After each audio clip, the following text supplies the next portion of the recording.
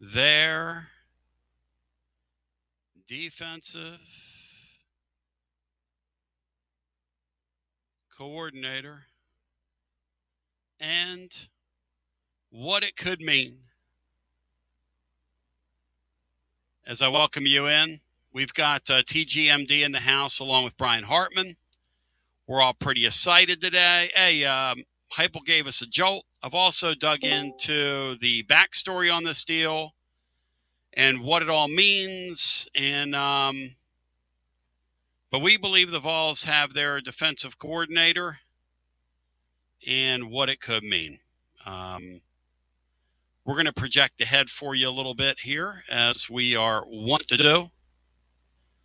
And it's an interesting little deal here. Obviously, a developing story. Obviously, I'm not going to speak in absolutes because he's not hired yet. But I'm going to give you what I think is going on because, there's a time and a place here. So, if you look on today's blog over at tclub.team, what you'll see is there were two names at the top of that list. And one was the slam dunk. This is who's going to get hired unless something strange happens here. And if that's the case, then the James Madison defensive coordinator becomes the next one on the mic. Talking to people just all around the sport, talking to people around this thing today, getting a sense for where this is going, communicating with people that are on the beat, etc. It is my belief here as we sit here on Tuesday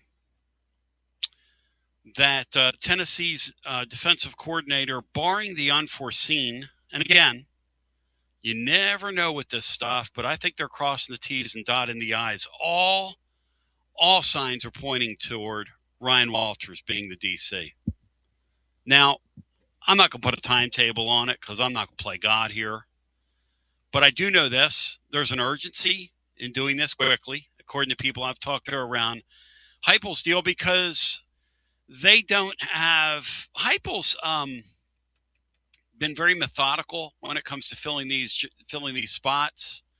They don't have the time to do that today because you've got the transfer portal. And this person they're going to bring in may want to bring his own people with him, may want to bring some players.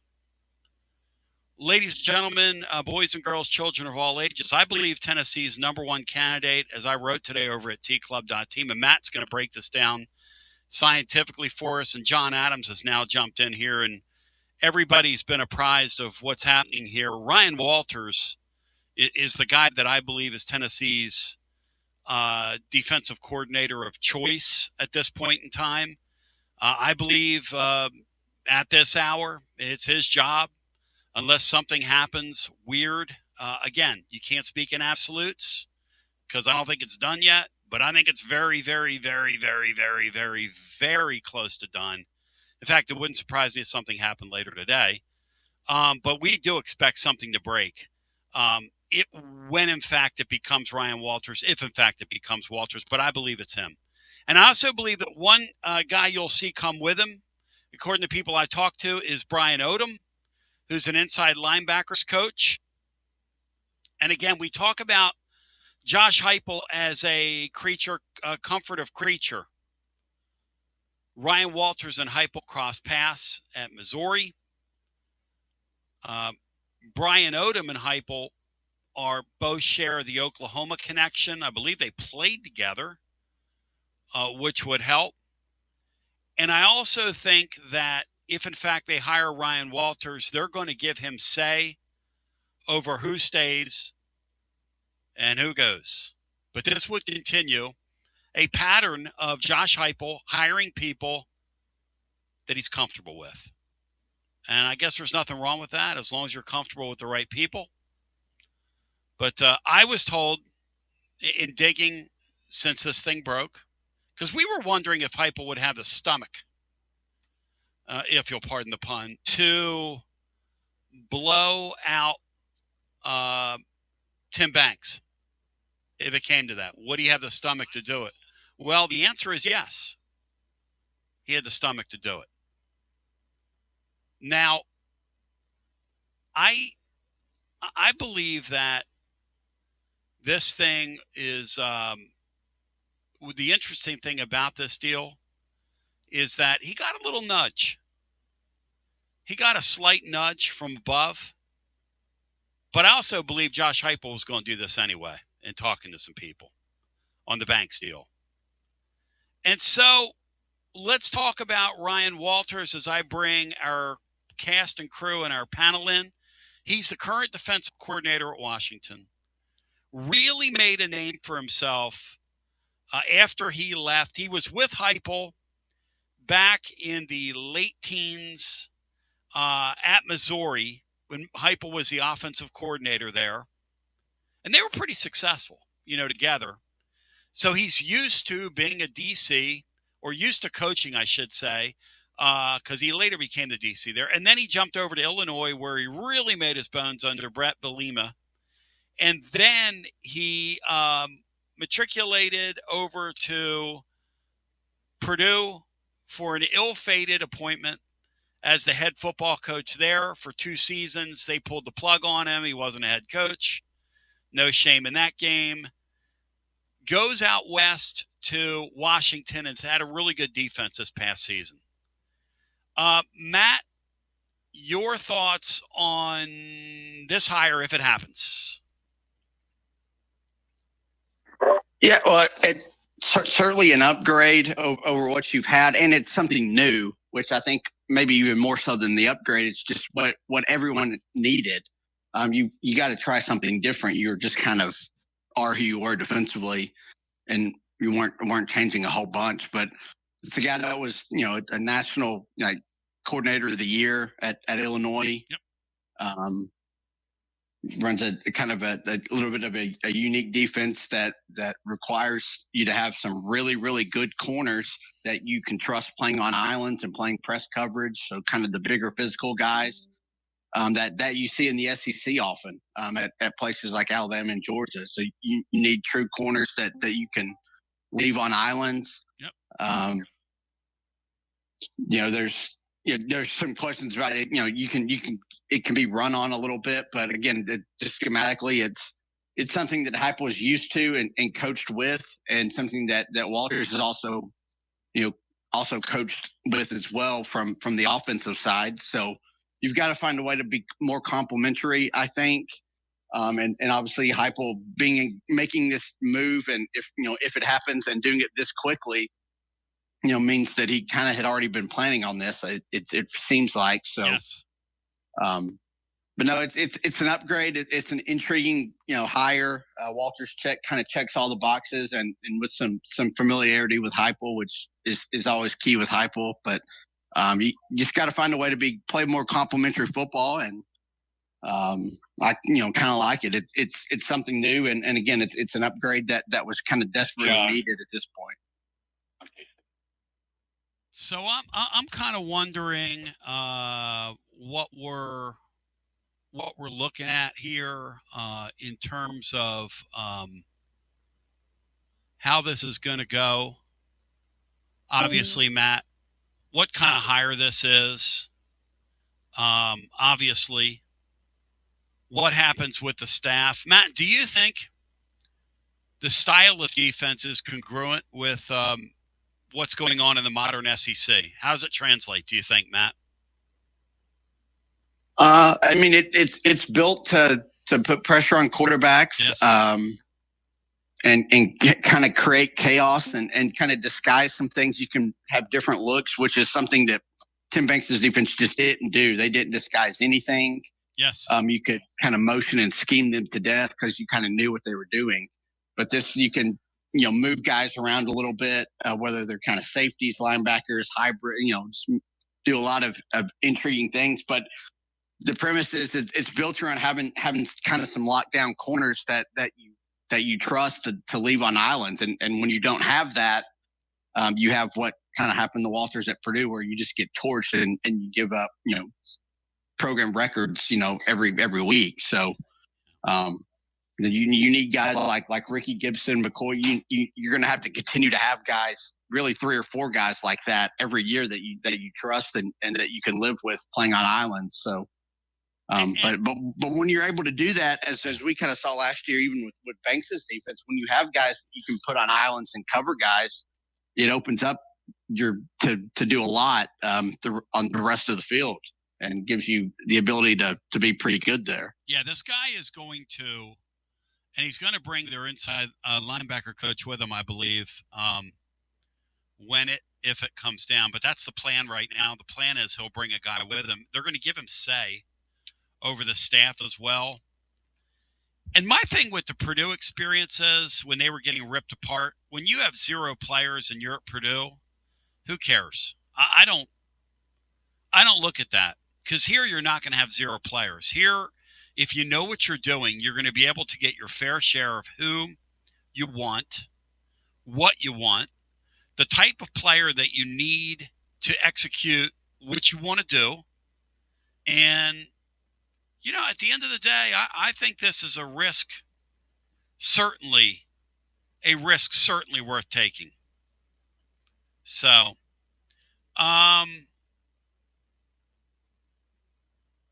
Brian Hartman, your thoughts on this pending news, if that's what it comes to?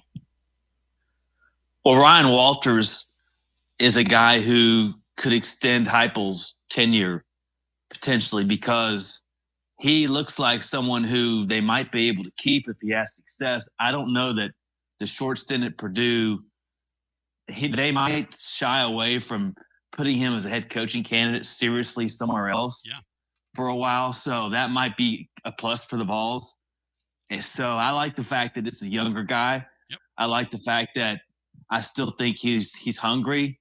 I like the fact that he'll bring that energy, I think, that they desperately need on that side of the ball. I just thought Tim Banks just was a flatliner as far as just personality-wise goes, that stood in the box, that stood way up high above the field. Yeah. I think your defensive coordinator has got to be sort of a fiery type guy anyway, that needs to be down on the field and inspiring his troops on the field. So I like it from all those other places I mentioned. So people are, let's bring John Adams in here now, and then I want to talk about some of the composition of the staff. And if, in fact, they get home with Ryan Williams, which we believe that's a candidate du jour. If you go to tclub.team and look, I dropped the blog late last night. I believe he's the guy, and if it's not him, it's going to be the guy from James Madison. But I believe it's Ryan Williams, and I believe barring Ryan Walters. I'm sorry, Ryan Walters. Barring the unforeseen, they're going to get home with him. But John, I bring you in. Ryan Williams is 19 years old. Thank you. The number 3 receiver at Alabama now. See how many times I call this guy Ryan Williams between now and when he's hired? Dropped too many passes this year. Yeah, our DC dropped too many. But we're already criticizing the guy. He had too many drops. And what about his play, our DC, in the championship game? John Adams, presented by Jennifer Morris. Next move, SmokyMountains.com. Merry Christmas. Happy New Year, Jennifer Morris.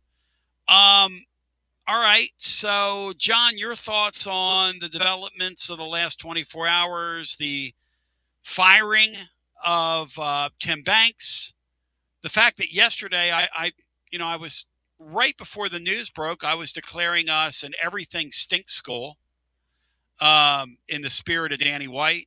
This losing streak we're on in basketball. Just can't get any good news, can't get no satisfaction. Mick Jagger. Your thoughts, John, on the developments of the last 24 hours, and then we'll dig in on this Ryan Walters.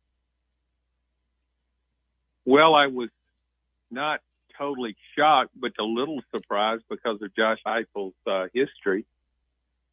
He just doesn't fire guys. He's very loyal to his assistants, which can be good, and staff stability can be good. Yep. But when things aren't going well, you always have to, as a head coach, the program always has to come first. It has to come before players, assistant coaches, anybody else. Program who's paying you. That's what your you're judged on. So he made a decision to fire Tim Banks. Tim Banks will be well paid in his departure, so I'm sure he'll get another job somewhere else. But this didn't work this year.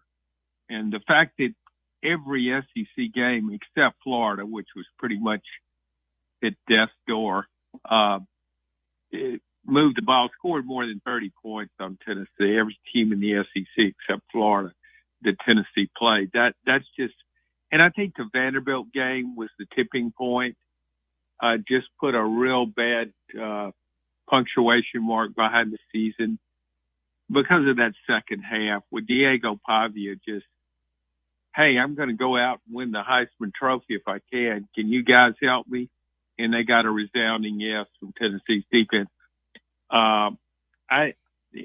Defensive strategy, I just didn't understand why they wouldn't be tracking Pavia. There wouldn't be a defensive player assigned to Pavia to cut off those running opportunities that he used time and time again. So that was really flagrant.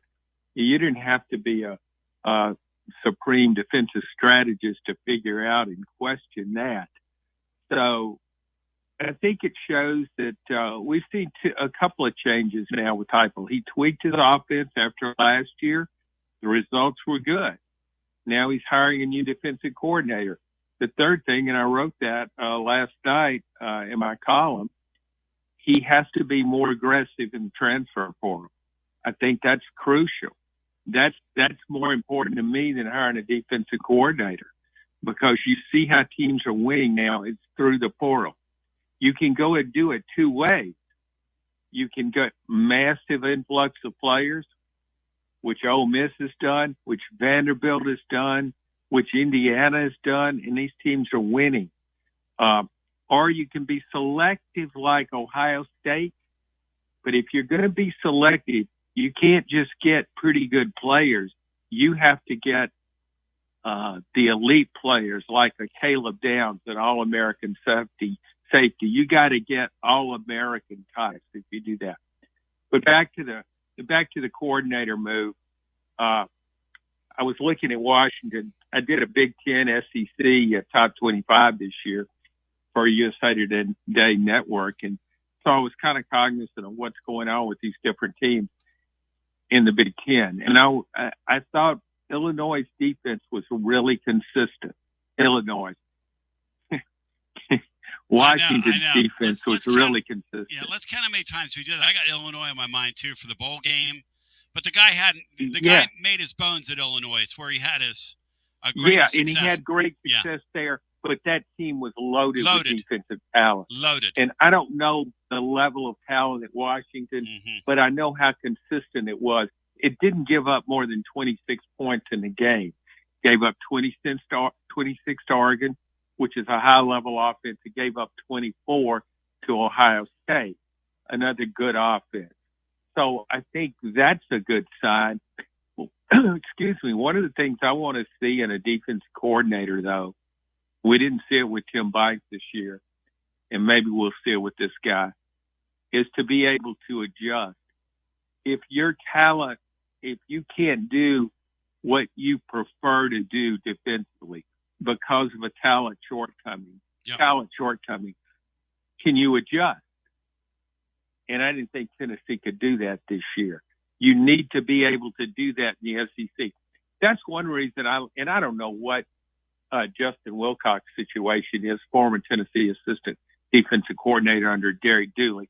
He was fired as Cal head coach after a 9-year run. But that was one of the things that impressed me with him in his 2 years that he was here. He adjusted his defense to the level of talent, which wasn't very good in 2010 and 2011. You don't know what might happen. Your talent level may rise and fall. You may get injuries like Tennessee did this year. I think that was a big factor, losing those two cornerbacks. I can't, I'm not giving Tim Banks an excuse, because I think you have to be able to adjust to what happens and what attrition you have. Whether you lose guys in the portal, it lost a safety in the portal who started for Miami and had a good season, and lost two cornerbacks to injury. That's three guys. And then Boo Carter was just kind of lost. He was on the team, but he didn't do anything. So, yeah, that if he can do that, but to me, you got to have a guy who can adjust and sometimes alter his philosophy to to deal with the talent level he has and position strengths and weaknesses he has. Hey, Matt, I think this is a step forward. I think that just the fact that they stood up and said to this Banks guy, and look, I'm not here to dunk on him, but he sucked. And he was way overpaid, and he didn't do anything. He didn't recruit. He didn't do any media. He didn't do anything. I mean, I'd love that gig. Gee, I'd love that. Are you kidding me? I'd take that gig 10 out of 10 days. They're not hiring you. Well, I know they're not hiring me. But well, Matt, I like what Brian said about this. I think sometimes when things aren't going well, and I don't, subscribe to the theory that you got to always have to be animated and enraged on the sidelines, that's going to mean your team's better, whether it's a head coach or a coordinator. But I think there are times when your defense is struggling, you need a guy to fire it up. You need a guy to say, this isn't successful. You guys got to make something happen out there. Tennessee didn't make much happen. So I just think a different voice. If nothing else, I think a different voice as a defensive leader could be a plus for Tennessee. Matt, if you look into this thing, you feel good about it? If it is Ryan Walters, do you feel good about it? Yeah, I mean, it's an upgrade, I think. And it's just a much-needed change that just had to be made. You just needed to make a change there. Even though you kind of relied on your defense to make the playoffs last year. It was kind of an anomaly year compared to the other four. So you just needed to change it up and get some fresh ideas there and try to do something a little bit different defensively. Yeah, it's a little bit risky to do that, but it's a guy that's got a pretty good track record. It's a guy that's been a head coach before that, maybe that can help you a little bit in some ways. And it's a guy that, you talked about, he was at Missouri when Heupel was running this offense and put the defense in bad spots. Because I do think you've got to figure out a complementary football way that you found last year kind of by accident. And, you didn't have a passing game, so you had to be a little bit more run heavy and ball control. But you've got to be able to be complementary, and whatever path, whatever philosophy and scheme Heupel thinks is best defensively to pair with his offense is what they kind of need to go with. And it's, again, it's a little bit risky. It's always risky when you do this, but it's definitely a risk worth taking. I think this is a step forward. Obviously, they're trying to work out the details. I think it's going to be him. Barring the unforeseen. Again, around here we've seen so much screwy stuff. I'm never speaking in absolutes till I see the press release, but I believe that Washington defensive coordinator Ryan Walters is the man of the hour. He is the candidate. He is the guy to watch. And I believe he's also going to bring Ryan Odom with him, who's an inside linebacker coach. And we can kind of look him up. People are wondering what happens with the rest of the staff. Let's guesstimate on that. I've asked around a little bit. And in light of what's getting ready to happen here, let's piece that together on the other side and see what we can come up with. And I'd want to hear from you at 865-200-5402. Now, some of these goofs over in the YouTube channel, no offense to you, and I appreciate you watching us over there on our YouTube channel, but some of you, let's put it this way, you ain't splitting an atom anytime soon. And y'all don't like this hire, some of you, which makes me feel better about it. Because the only thing I agree with some of you guys on is that there's daylight outside, and then at nighttime we can't see anything. Other than that, I'm not sure I agree with much, because some of you are absolute punks and absolute clowns. But we will come back on the other side. Let's see what we can piece together here in terms of Who stays, who goes, what happens as we continue with more after this. Living Vol fan, make Alumni Hall your one-stop shop for all your Vol fans on your shopping list this holiday season. There's nothing better than getting your favorite Tennessee gear under the tree. Picture it, a nice polo shirt, a new hoodie, something for the man cave. Pop in and see my friends at Alumni Hall. Best selection of Tennessee gear. Alumni Hall, 3 Knoxville locations, Bristol, Johnson City, Murfreesboro, or online at alumnihall.com. It's easy to have a big orange Christmas. And happy holidays from everyone at Alumni Hall. The ultimate volunteer shopping experience. Alumni Hall.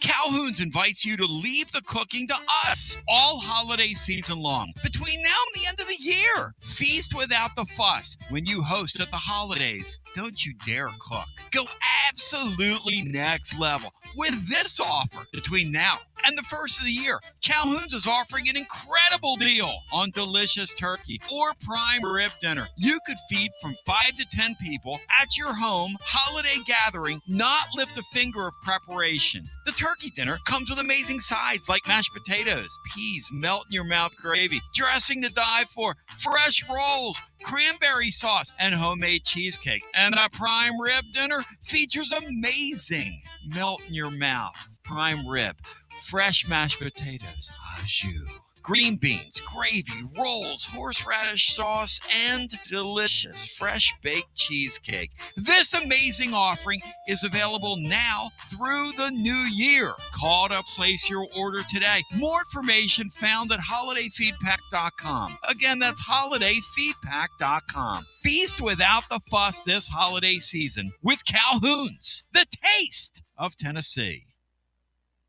When it's time for your next move, you want to get your precious belongings from point A to point B with your peace of mind intact. That's why you need to call my friends at Gouffon Moving and Storage, East Tennessee's moving legend. Gouffon Moving and Storage has been helping East Tennesseans move since 1887. That's 138 years, 5 generations. That's even longer than the Dooley, Jones, and Pruitt era combined. Gouffon Moving and Storage, pro movers, serving Knoxville, surrounding areas, and interstate moves too, both residential and commercial. And we'll provide you with personalized service that other corporate movers simply cannot. We know how to move all types of items. We pay careful attention to our clients' valuables. Your satisfaction as a customer is our absolute priority. As the oldest continually owned and operated family moving business in the United States, when it's time for your next move, it's Gouffon Moving and Storage. And storage, it's secure and vaulted. Our newest offering of commercial storage logistics, we offer receiving, storage, and delivery services for all your business logistic needs. See more at Gouffon.com. That's Gouffon.com. Or check out the link at tclub.team. When it's time for your next move, East Tennessee's moving legend, Gouffon Moving and Storage. Life never stops moving. And between the 30-minute commutes, daycare pickups, weekly soccer practice, Tuesday night yoga, X number of coffee runs, and that weekend trip to grandma's, you're racking up the miles. What you need is a tire that can keep up. A tire designed for doers. A tire that's going to last. Like the exceptionally long-lasting Michelin Defender tire. With an 80,000-mile warranty and the safety and comfort you expect, you can forget all about the miles ahead and focus on getting your destination or conquering your to-do list. Fleet Tire, I-275 exit 1B at East Woodland Avenue in Knoxville. That's Fleet Tire, I-275 exit 1B at East Woodland Avenue in Knoxville. Fleet Tire. Inward Half is committed to the game and the memorable moments that happen in between. From the tee box to the tailgate, from the green to the big game. For the first birdie with Dad, the first big win with Mom. Friday night lights, Saturday superstitions, Sunday traditions.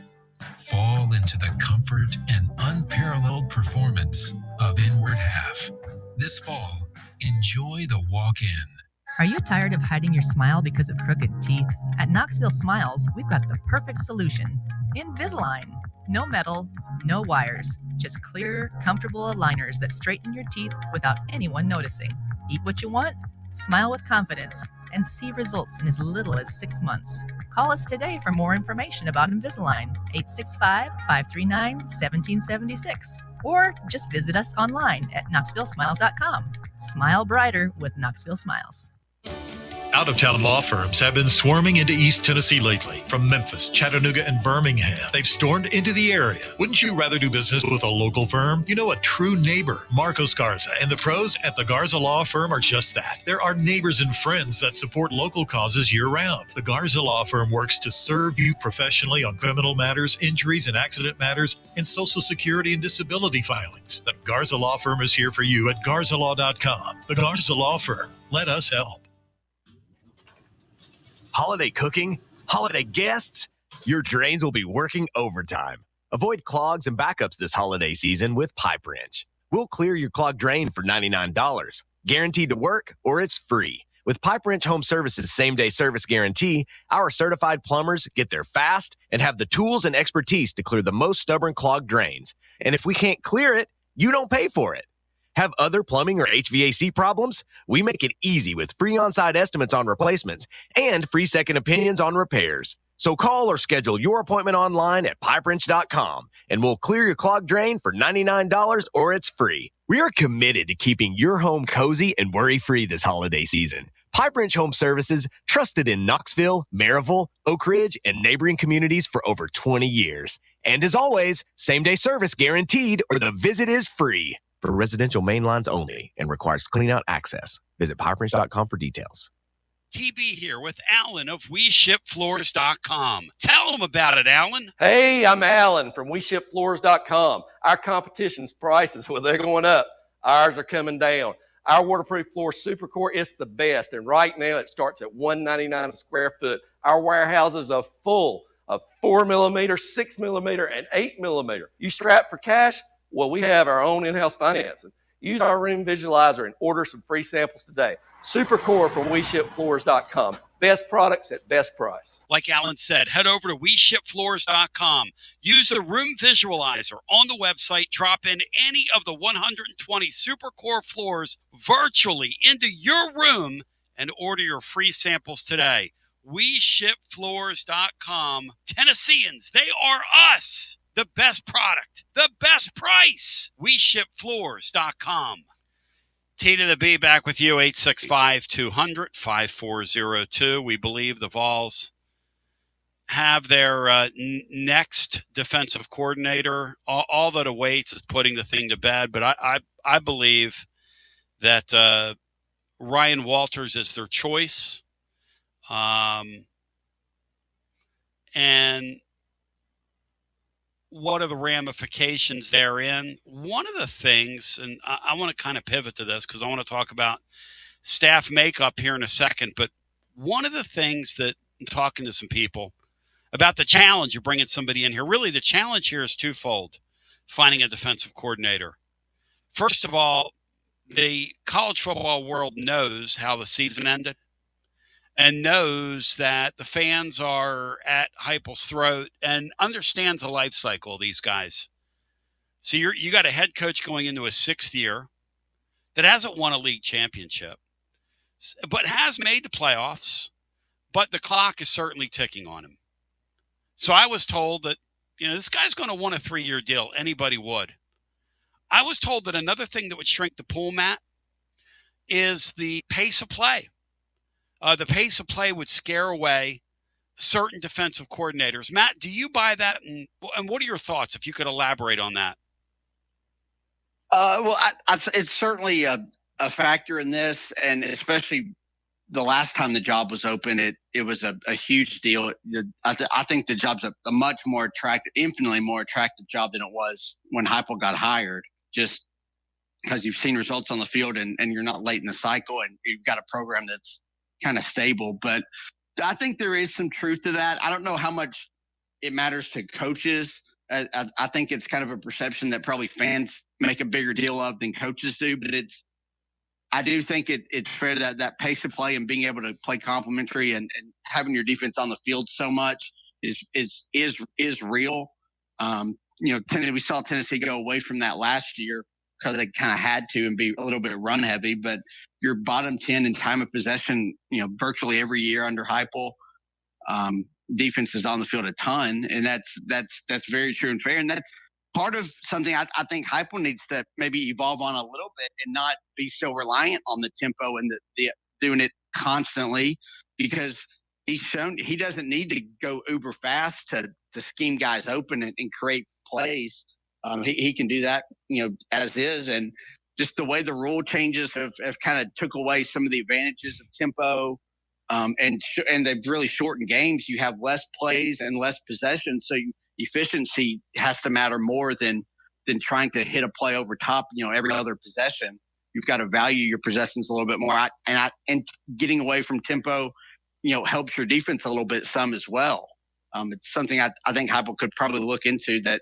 Not maybe, still use tempo plenty, but maybe not have it be your part of your base offense. John, what do you think? Because to Matt's point, these defensive coordinators, just like with OCs, one of the things that we do is we look at the numbers. One of the first things you did when you were looking up Ryan Walters, as this name percolated, and it's at the very tippy top of the board. I think, barring the unforeseen, he's going to be your new DC.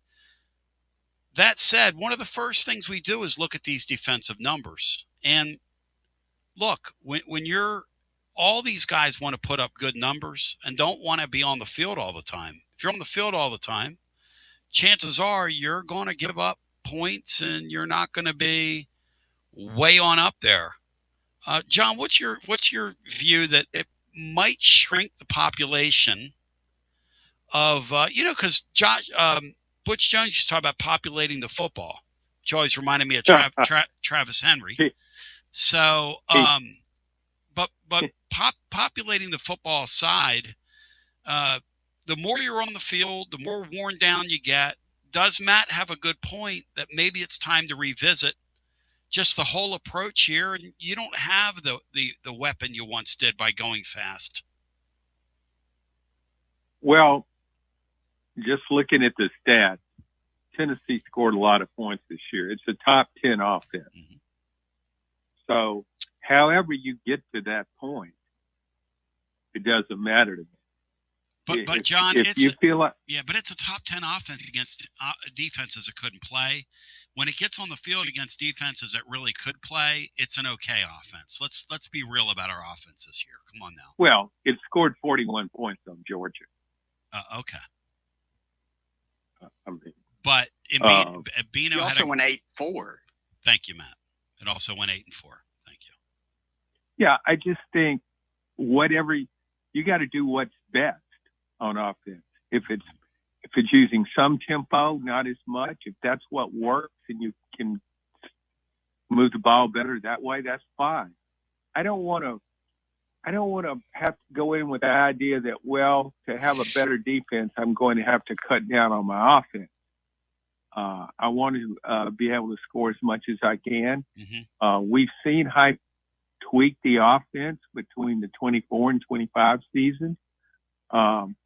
So he's been willing to do that. They changed it up some, going back to how they were when he first came here. They scored so many points in 21 and 22. So, whatever it takes, I think with a coordinator, if you hire a coordinator, if that's an issue, and I can see where it might be, then you pay more. And I think Tennessee's willing to do that. That's why you give a longer contract. You give him a 3-year contract and you pay more. Tim Pipes was well paid.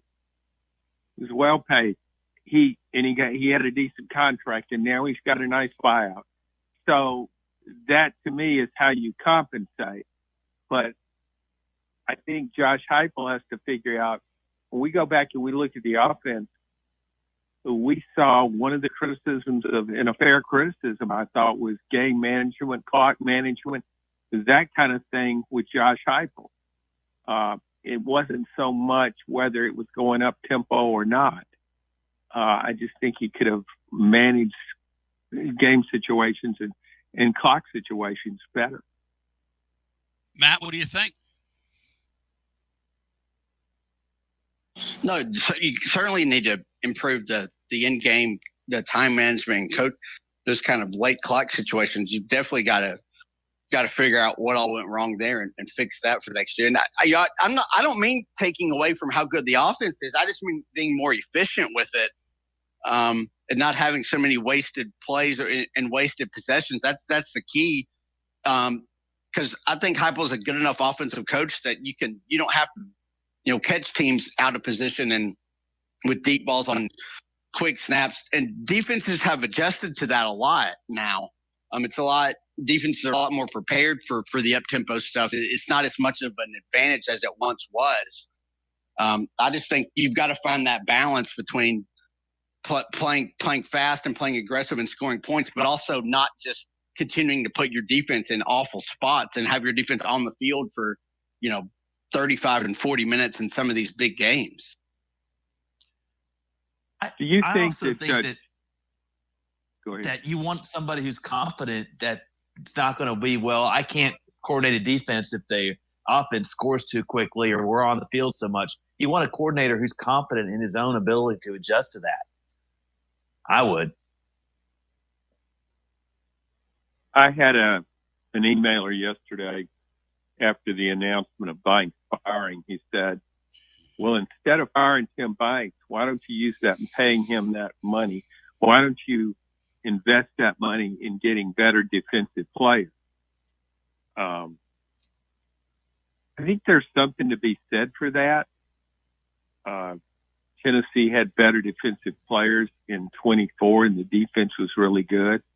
I don't think Tim Banks became a different coordinator this year over last. But that's, I think I think a coordinator change was needed, just the way the season unfolded, played out. But I do think, and this is why I keep going back to the portal. I just think it's about talent has so much to do with it. If you've got the NIL money, you can get the best players, defense or offense. I look at and go back. Tony doesn't like me always bringing up Texas Tech, but look at the defense that Texas Tech has. I don't know how good his coordinator is. He may be a genius for all I know, but I do know he's got a lot of future NFL players on his defense.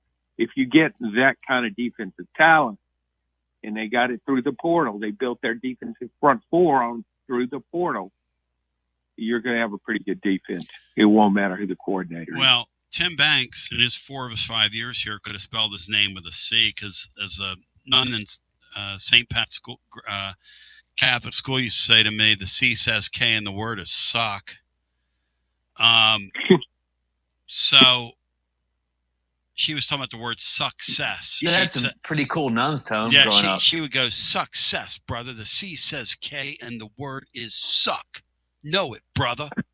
Anyway, so Tim Banks, the C says K and the word is sucks, BANCS, sucked 4 out of 5 years. The 1 year he was good, they had players. So players, certainly, if you want to take your entire approach and go hire, like Texas Tech did, go hire some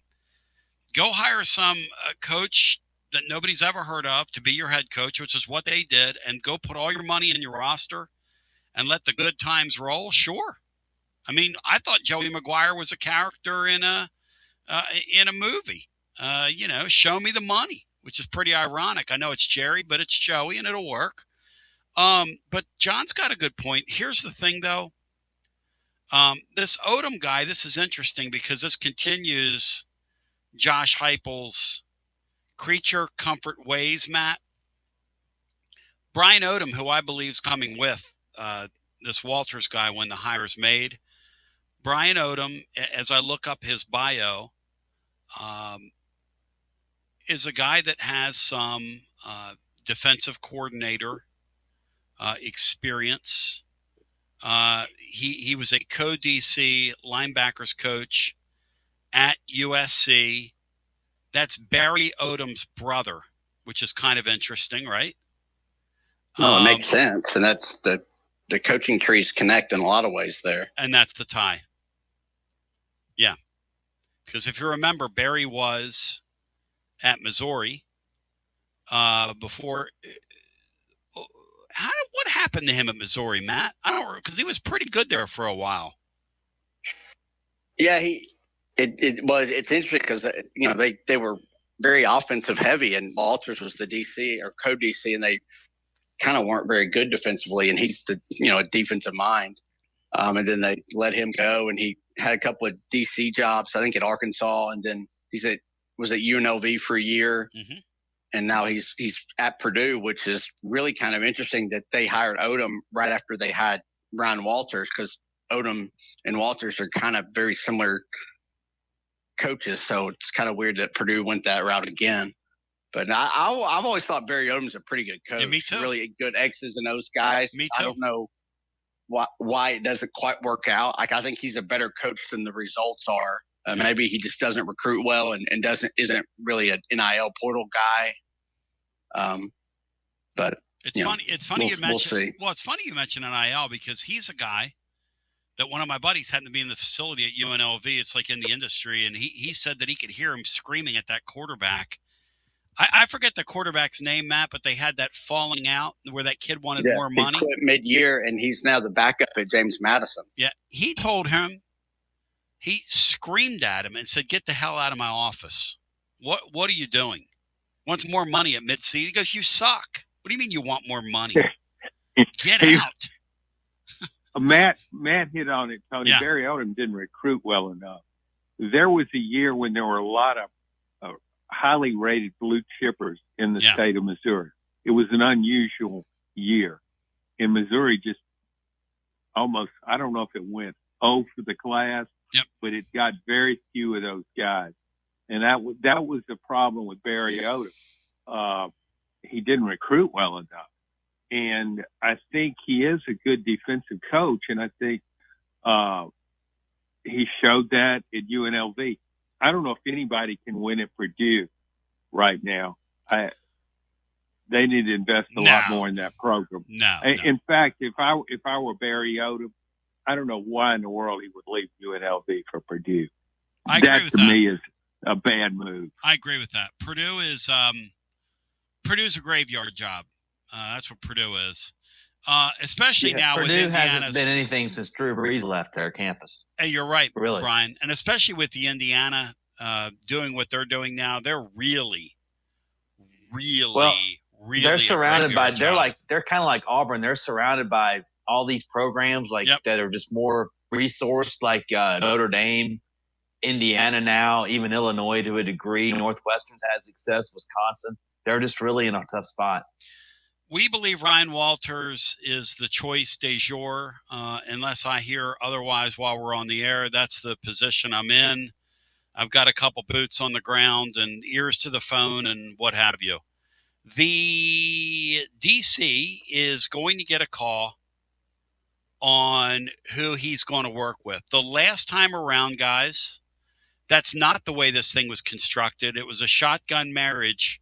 Tennessee went out and hired the coaches first, and then they brought in the defensive coordinator. This time around, Matt, we're going more conventional. Yeah, which makes sense, and why you need to get a head start on this, and make sure you have your all your coaches in place when the portal opens, so you can be best prepared to recruit guys to fit what you want to run, because you're obviously having a little bit of a scheme change.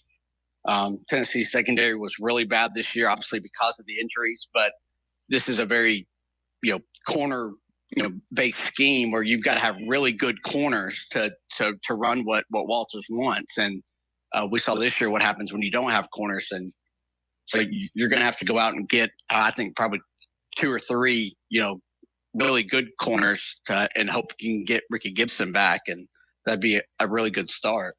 That is the deal with what this guy wants to do, because we're going to drill down on it.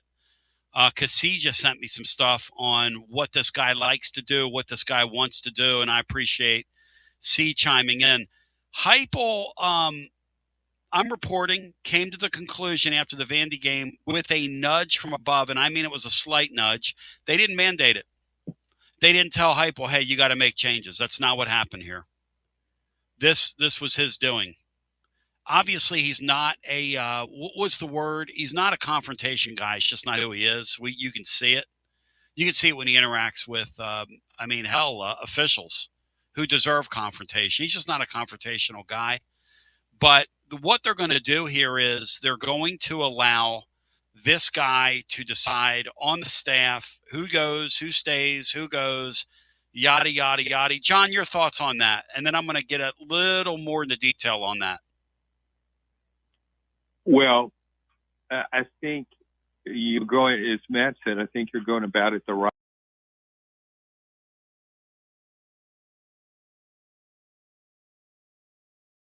way. You want to build a coach comfortable with that can do what he wants to. I keep coming back, though, to personnel. And I think it's really important, regardless of what position you're coaching. If you have an ability to identify talent, we talk a good recruiter isn't necessarily what a good recruiter used to be, because you're recruiting with money now. You're recruiting with NIL deals. You don't need a great communicator necessarily to get the best players. You need to have the money. And I think Tennessee has those resources. So it comes down to building a staff and a support staff that can identify talent and can identify talent that fits your system. I think Indiana's really done that well. I think Vanderbilt has really done that well. And so when you bring in an assistant coach, you want somebody who won't just be a good coach on the field, a good position coach, but can identify players who fit what he wants to do and then be able to go out and get those players. I think that's really important right now. So here's the deal. And John Adams joins, presented by Jennifer Morris, Next Move, SmokyMountains.com. He got to go.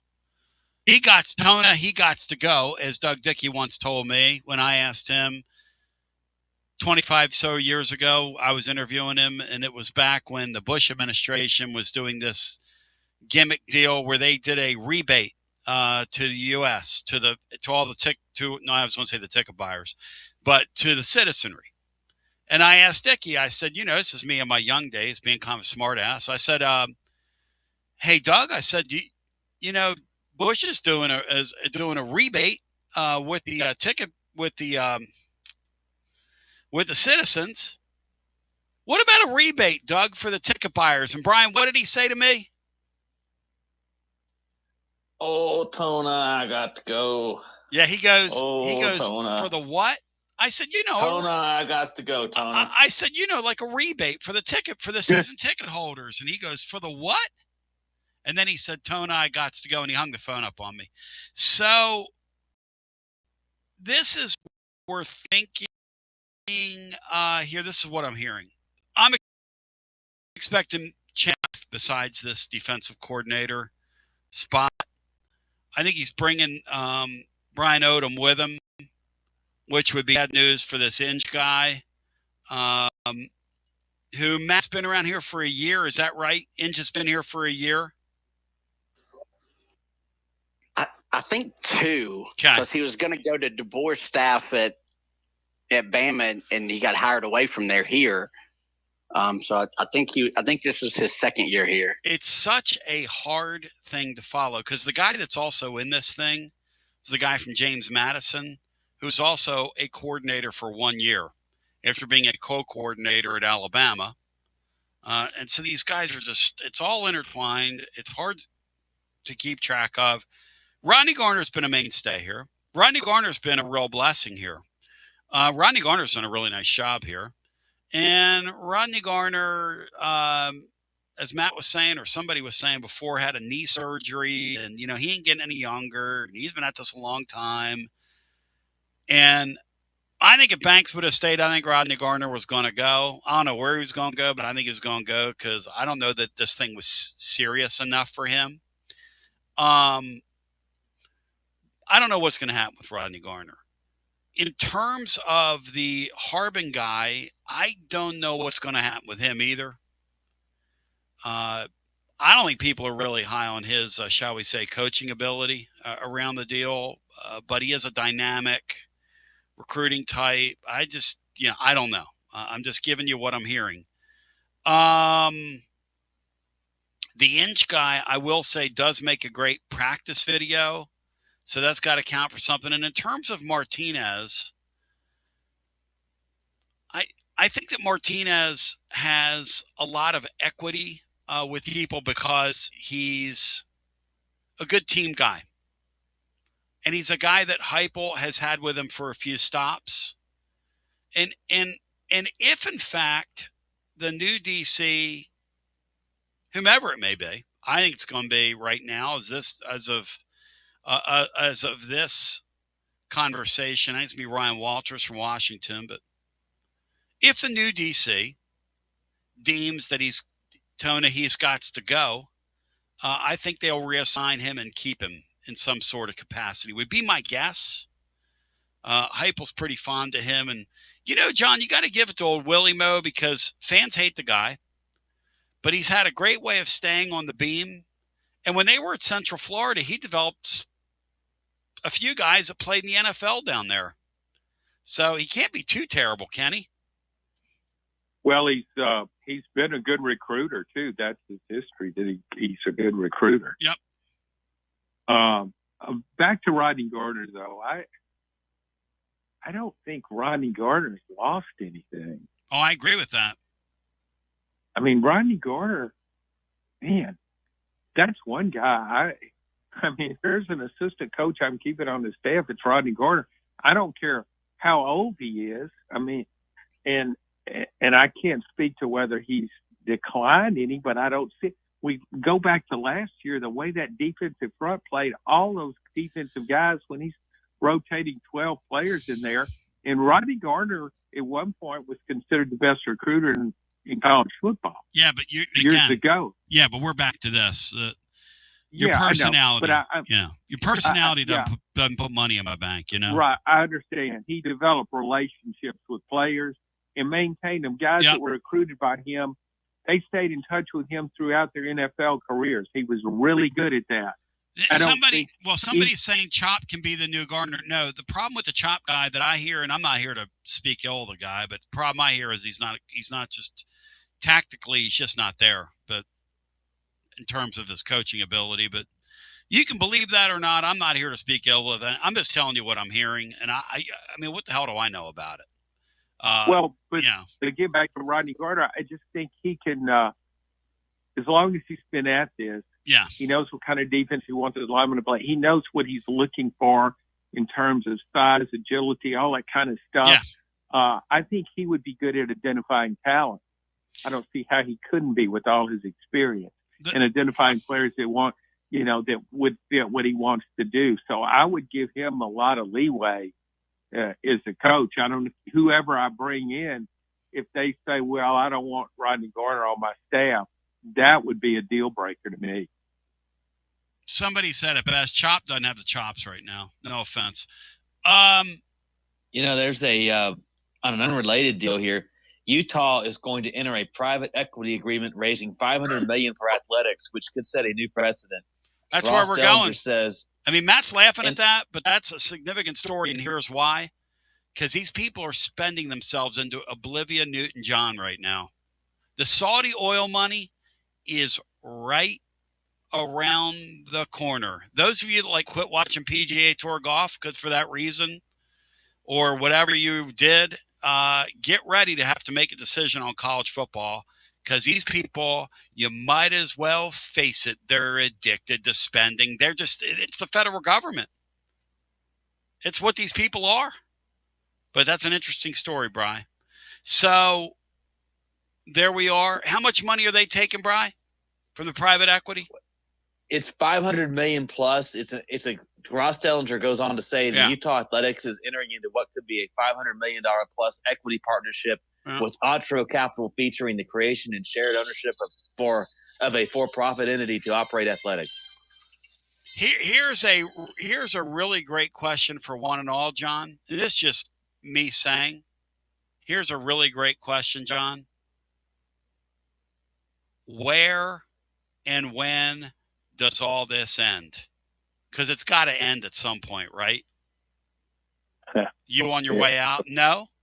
Yes? No? No, it does. No, it doesn't. It does have to end. Oh. Yeah. It's not sustainable. You look what LSU did. It's paying Brian Kelly $53 million to leave. That's exactly right. And then he turns around and signs a deal with Lane Kiffin that would pay him even more if things don't work out. And they may not work out with him. Yep.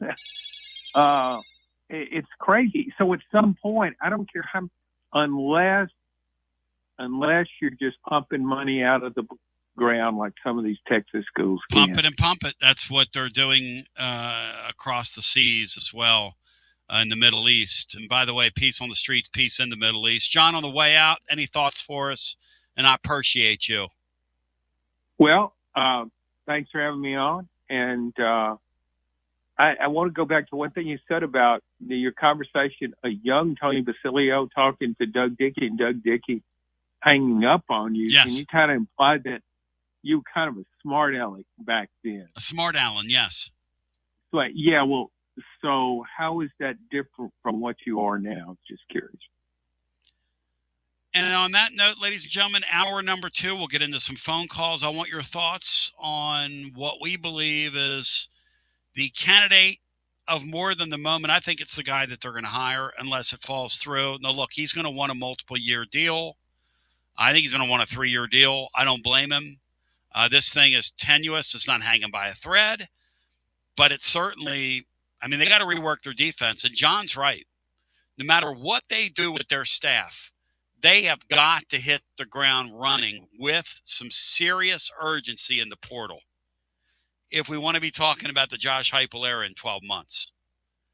And on that note, we'll take a brief time out and come back on the other side right after this. You're listening to FM 105.7 and AM 1340, WKGN Knoxville, and W289CU Knoxville, Fanrun Radio.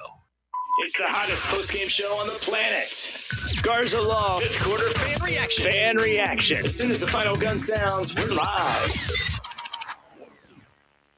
Score a TD every time with T3 Vodka. T3 is Tennessee's premium vodka, handcrafted with passion, precision, and a whole lot of pride. T3 Vodka is taking the Volunteer State by storm. T3 Vodka, handcrafted in the majesty of the foothills of the Great Smoky Mountains, where quality isn't just a promise, it's a way of life. Filtered 10 times and 80 proof, T3 Vodka delivers a smoothness that's unmatched. This dedication to excellence has already earned T3 Vodka prestigious accolades. T3 is a 5-time gold medal winning vodka and the 2025 SIPS Consumer Choice Award medal winner. Whether you're sipping it neat or on the rocks or mixing up your favorite cocktail, T3 Vodka is your choice for a premium, award-winning experience. Score a T3 TD and ask for T3 Vodka by name at restaurants and wine and liquor stores today. Drink it neat, drink it right, drink T3 Vodka, and score a touchdown every time. T3, Tennessee's premium vodka, distributed by Athens Distributing Company. Please drink responsibly. When it's time for a fresh coat of paint, run, don't walk, to Walker's Painting. Interior and exterior, Walker's Painting's been making it beautiful since 1999 across the Knoxville area. New construction, repaints, commercial, residential, free estimates available. And get this, mention you heard Walker's Painting on the Basilio Show, 10% off your first job. Let's go! Run, don't walk to Walker's Painting. 865-688-1410. That's 865-688-1410. Walker's Painting, making it beautiful since 1999. Check out the ad at the blog at tclub.team. Walker's Painting. Hi, I'm Jeff Simpson, owner of Simpson Meats. When's the last time you grilled a really good burger or steak? One your friends still talk about. Our goal at Simpson Meats is to make that happen every time you have a cookout. All of our cuts of meats, steaks, burgers, briskets, and pork are always fresh, flavorful, and sustainably sourced. We are family owned, so we know the importance of knowing how and where your food is raised. We have been putting quality first since 1888. Visit our butcher shop off Lovell Road or online at simpsonmeats.com. Okay, so we really need uniforms and equipment for this season. Can I trust you with that? Cool, I'll just order them online. What? Yeah, I'm going to hop online and I'm going to get them ordered. Hold up, that's not a good idea. We shouldn't just spend money on some random online retailer, okay? I mean, it seems pretty convenient. Trust me, it's a terrible idea. Let me simplify this for you. SM Athletics. Okay, how do you pronounce it? SM Athletics? They're the go-to for uniforms and equipment, whether it's for universities, high schools, youth leagues, you name it. So So why wouldn't you rather go with professionals who can guide us through the process, design the perfect uniforms, and deliver the best equipment? Yeah, I guess that makes sense. What's the name again? SM Athletics. Right. It's definitely smarter to go with a company that emphasizes customer service, fair pricing, and, of course, excellent products. Exactly. So, yeah, I guess it's settled then. For uniforms and equipment for all sports, it's SM Athletics. Got a problem tree looming over your home? Call ECR Total Landscapes. Whether it's trimming, removal, or storm cleanup, our certified pros get the job done safely and efficiently. We're licensed, insured, and ready 24/7 for emergency calls. Big or small, we cut them all. ECR Total Landscapes. Call now for a free estimate, 865-384-2012, and mention promo code FANRUN for free stump grinding on any tree removal now through the end of the year. Also, visit us at ecrtotallandscapes.com. Basilio here for Budget Transmissions. TGMD, the great Matt Dixon, took his Ford Escape to budget, and like our gold bullet back in the day, it was a total mess. And now, Matt's back in the game. He's got a new transmission, axle, wheel bearing, both radiator hoses, engine mounts, coolant hoses. I mean, his Ford Escape was about to escape to the junkyard, but he did budget. He took it to budget, and now he's on his way back. Over 30 years, conveniently located in Bearden. All extended service contracts are honored. A gold certified Repair Pal member. 865-584-4391. 865-584-4391. Budget Transmissions. Don't begrudge it. Take it to budget. Josh Collins at Collins Insurance Agency. At Collins Insurance, we strive to ensure our customers receive better coverage along with bigger savings. Our community is important to us. We want to provide exceptional service to our customers. Anybody can provide great rates, great coverage, but can you also get great service? And hey, don't just take my word for it. What's up, everybody? Zakai Ziegler here. My family turns to Collins Insurance Agency for the best service, coverage, and price. So don't just go online and get some random insurance. Experience the Collins Insurance difference. Like he said, experience the Collins Insurance difference. CollinsInsuranceTN.com. CollinsInsuranceTN.com. And hey, their Mama Zizi approved. CollinsInsuranceTN.com. Thank you to Josh Collins and ZZ. One more thing, Tony. Go Vols! Yee-haw! I've been hooting and hollering more than 200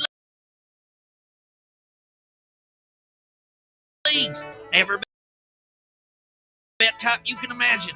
Live and live hosts, all with 24/7 support from real live people when you need them. Start betting better. Play today. VIP coming soon. Gambling problem? Call 1-800-889-9789. Must be 21 plus and located in Tennessee to bet. Hey there, Basilio crew. Jennifer Morris with Keller Williams Realty. The holiday season is here, and if your plans include unwrapping your new home, then take advantage of less competition and motivated sellers while others are out fighting over parking spots at the mall. Smart buyers are out snagging deals on great homes, and I'm ready to help. Give me a call, 865-694-5904, or reach out at nextmovesmokymountains.com. That's nextmovesmokymountains.com. And as always, go Vols!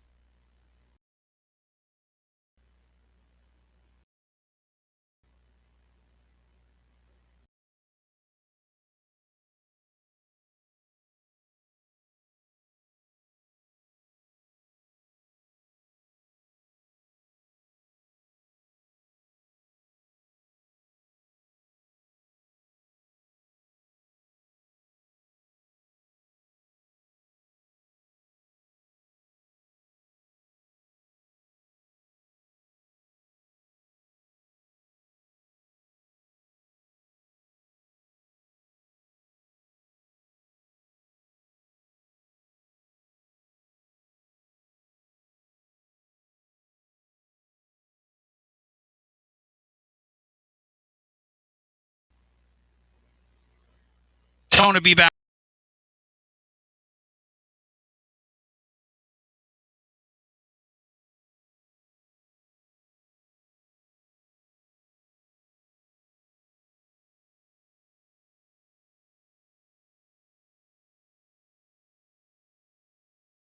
last week, but they're putting together a tournament and many people think the Vegas thing is being underwritten by Saudi oil money because the thing makes no sense. They've got TNT there. They've got everybody. And then the arenas, literally it's like the fire festival in the arenas. And Mark in Dallas said that they can't get my ticket right. I'm stuck outside here. And some other people told me that. So they don't even care who goes or who doesn't.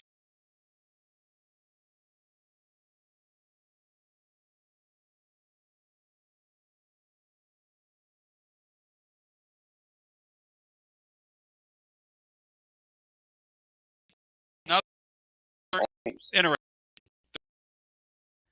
tournament that players are a deal in Dubai.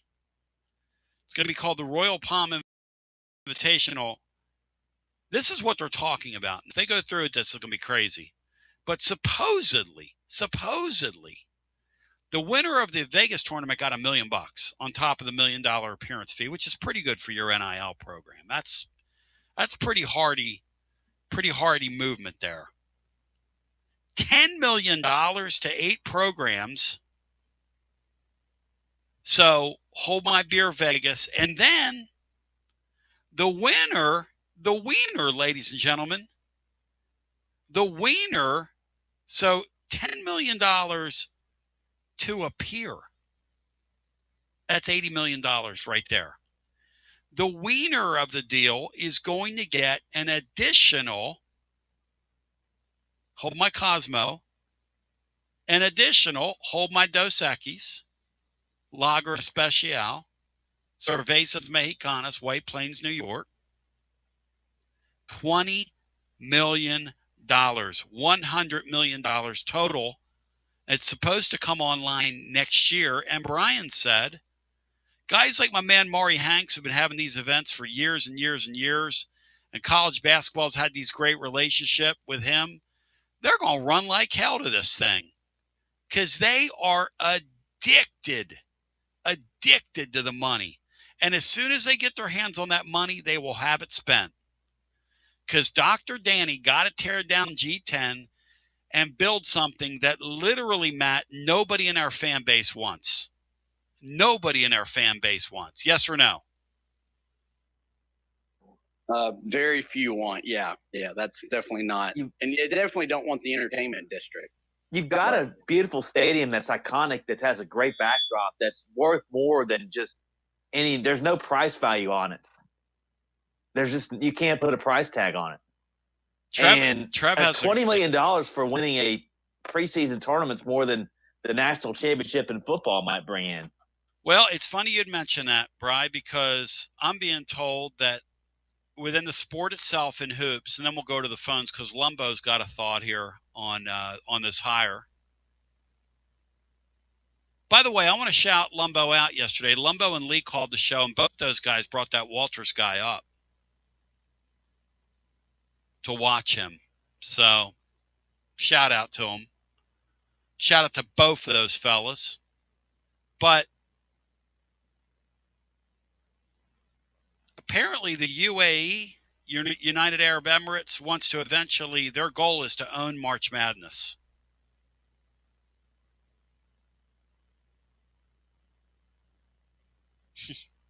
Trev67 says, Tony, what if they wanted to sponsor your overtime?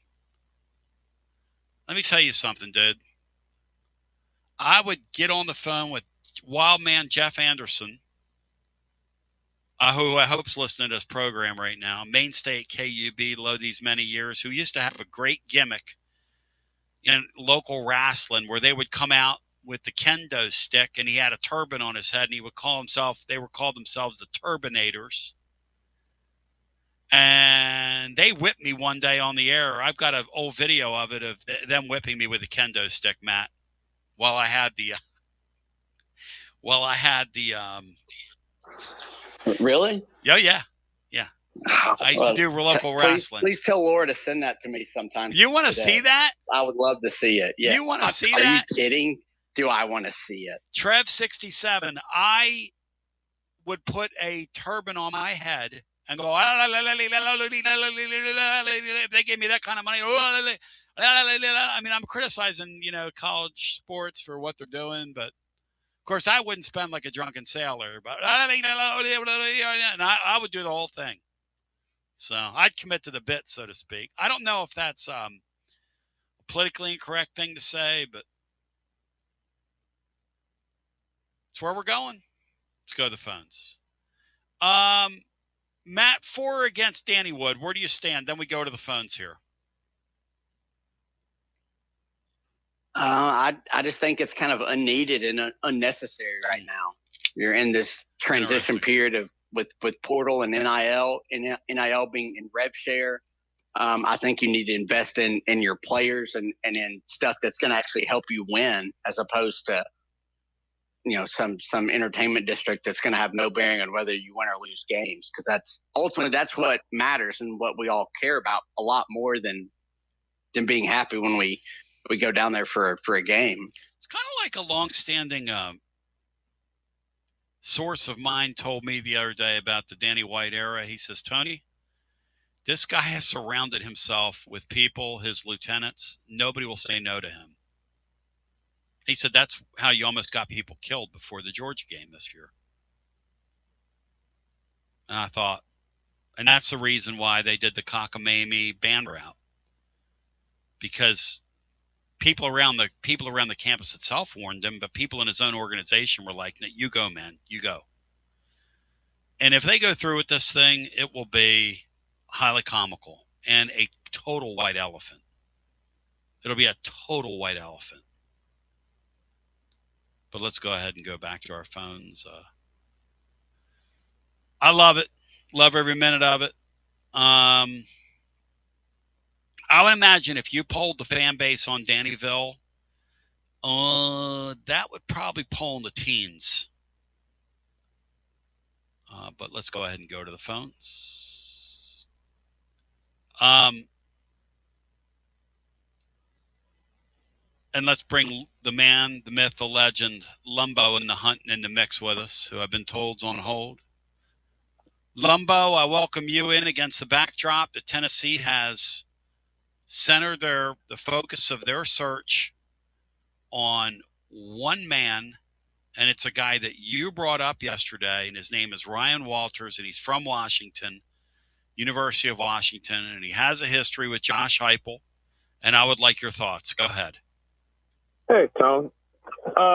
Yeah, I mean, I probably didn't spend a lot of time watching Washington film each week, like maybe a couple of the other callers, but yeah, I mean, the games I've watched, I've liked his defenses. Some of the games they've lost there was certainly not because of the defense, it's because of the quarterback.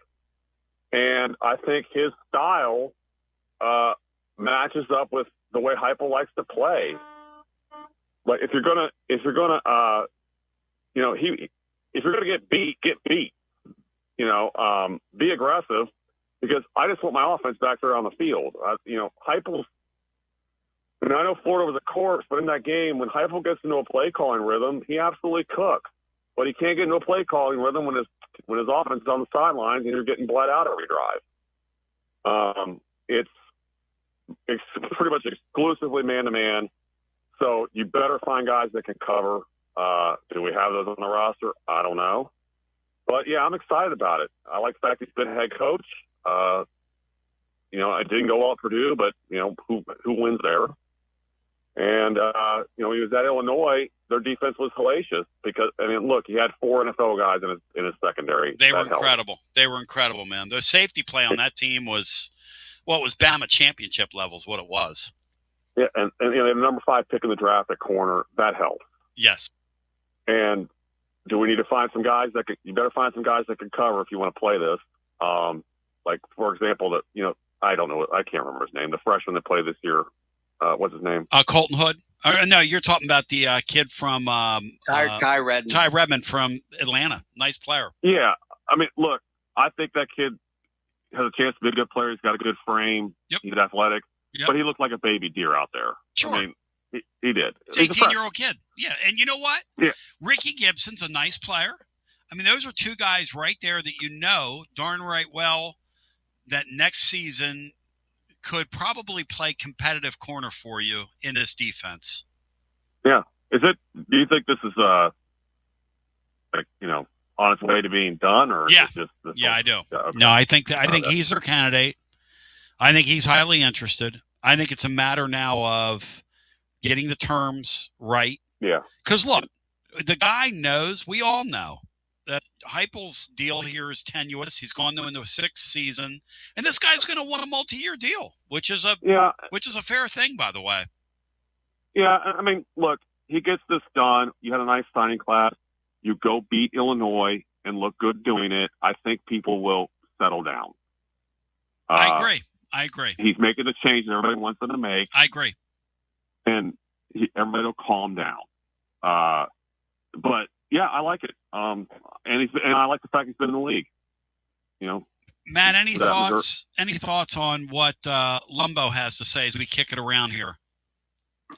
No, we talked about how important corner play is. I do. It's a good point that Mark brings up that I hadn't thought about the Heupel being in rhythm as a play caller, because they are out of rhythm so often. A lot of times it's both because they score quickly and their defense can't get off the field. But it's a really good point that if you're going to give up points, you might as well give them up quickly so your offense can get back out there. It's a nice point that I hadn't thought about. That again. Talking about that complementary football type, that Heupel's got to figure out a better way to do that, because his teams just haven't been able to do that very much during his tenure. And Mark, to your point, the defense this year, the games, they were excruciating bleed outs on defense. You're right. Yeah. And then Dave and Ackworth would talk about how they would invariably late in these drives do these blitzes that never got home. It looked like they were drawn up somewhere on a napkin. This guy, the adjustments that he made, I mean, they literally let Diego Pavia run all the way to New York on them. That's what happened. He wasn't going to be on that stage at the end of the year, but now he's going to be, I guess. He might win it. He might win it. Tony. He might win it. Yeah, he might just win it, depending on the vote. You're right. I mean, I think Stain's out of it, and and about that OSU Indiana, like Indiana's a legit football team. Yeah. I think Ohio State was a little distracted during the week. The Heartline stuff and leaving, they had to spend multiple days trying to get Chris Henry's signature to get him into the class. They kind of, they had all the eggs in the Michigan basket. They're still my favorite to win it all, but they're not flawless. Like the right side of that line's kind of a turnstile, and the back, while good, he's a freshman and he doesn't really run through contact now. He's not strong enough, but it was a great football game. It'd be great for the sport if they got beat. Didn't mean anything, but it was a great football game. Hey, it would be great for the sport if they got beat. That would mean the two big spenders this year, it didn't pay, because Texas and Ohio State outspent everybody else. Oh, I'm rooting for them to lose. Yeah, let somebody else win. But Tony, keep in mind, they've got 5 of the 10 best players in the sport. Oh, you get no argument from me. Like, it's going to be a tall task to ask somebody to beat them. You know what's really weird? You talk about the Heartline deal, is the fact that in a lot of their games, and Matt, I want your thoughts on this because you're kind of nerdy with this stuff. Having Carnell Tate having Carnell Tate on the field with the Smith guy, they only did it 70% of the time, Matt. Why would that be? Why would that be, Matt? What are they trying to prove? I want Matt's thoughts. Matt, what do you think? Well, because for Ohio State, their season literally didn't start until the Michigan game. I mean, they play so many games that they are not going to be competitive against their opponent, that they can just kind of rest guys. The low work management, those guys have been injured a little bit. They were kind of both banged up there towards the end of the year. So they just haven't had to be serious about it. And, not to take anything away from Indiana, but Indiana wanted that Big Ten title game a whole lot more than Ohio State did. Yeah. I mean, Ohio State, that it's just another game to them, but it meant everything to Indiana, and they beat them and won it. But I mean, Ohio State's played, they've waited all season for this. They had to beat Michigan, and they did. And now their season it really didn't start until the last game of the regular season. Yeah. So they had the luxury of being able to kind of coast until now. I mean, Tony, when in the biggest play of the ball game, you can take like a wide receiver that's heading to Canton, Ohio, off the field to throw to your third string tight end. You just have to do it. I mean, that right there is on par with what the Sunday football team in Cleveland did the other day.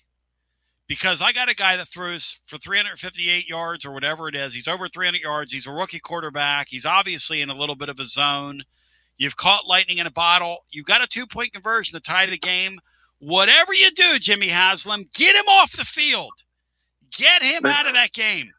Great call. They're out there running like 14 personnel. Oh, yeah. And Ohio State, their special teams are awful. Their totally embarrassing. Awful. Listen. And what I'm be concerned about Ohio State is, okay, they played really snail-paced flow all year to limit snaps. Can they play fast if they have to? I don't know. They didn't do it. They didn't do it Saturday. And, Indiana maybe won a little more. Ohio State hadn't won a Big Ten title since 2020. I don't think they were lacking motivation in the game. I think they were distracted. But I think they wanted that one. Like, they won, Indiana's a legit football team. Like, don't forget what it says on the helmet. That's a good football team. Hey, Matt, can Indiana get to a national semifinal? Because Anthony's going to be at that Rose Bowl when when Indiana plays. It's a fluke thing with one of his friends, but when Indiana plays either Oklahoma or Alabama, can Indiana get to a national semifinal, Matt? Could that really happen? Yeah, absolutely. They could win it all. Get to one. I mean, they're not 13-0 for just out of luck. I mean, this is a really good team. It's just so hard for me, guys. It's so hard for me to wrap my brains around. I know it's so hard for me to wrap my brain around it. Don't look at the logo on the helmet. Like, they're legit. They're very well coached. Like, look at the adjustments they made Saturday. Ohio State was obliterating their offensive line. Immediately, they put Mendoza on the move. Like, they don't wait to make adjustments. They are a legit football team. Lumbo. How many schools recruited that one wide receiver that kept beating them deep? Becker. The kid from Nashville. Nashville. Who all recruited him in the process? I mean, I'm on.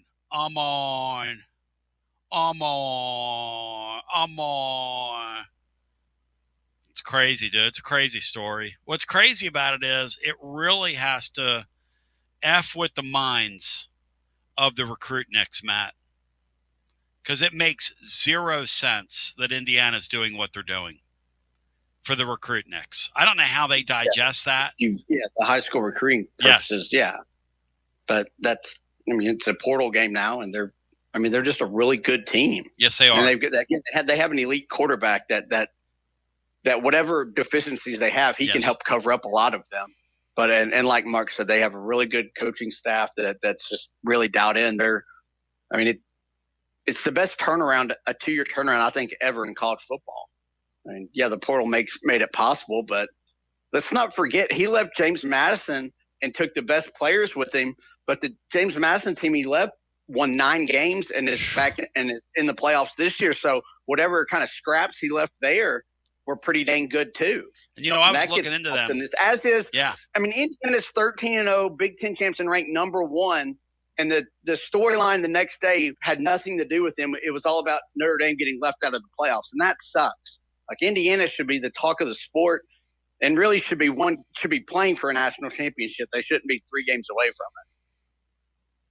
it. Matt's speaking fact bombs. Matt's dropping truth bombs right now. Hello and welcome into our next call. You're on the air. Hey, Tony, it's Zach in E-Town. What's up, my man? E-Town, what's up, brother? How about our basketball news, man? That's sad, isn't it? It keeps on raining. We might have to hold each other's hands, man, during the winter here. Rainy days, 12 and 35. Yep. I was curious about your take earlier when you mentioned the Utah private equity investment into their program. And you said, when will this stop? Mm-hmm. And it'll only stop when folks like, and this is nothing personal. It'll only stop when people like Matt, or like I think Maggie and their families who have held season tickets for a long time. And I'm not saying I want this to happen, but it'll only stop when they say enough is enough. You know, do we want to be part of something that is this screwy with no guardrails, no laws?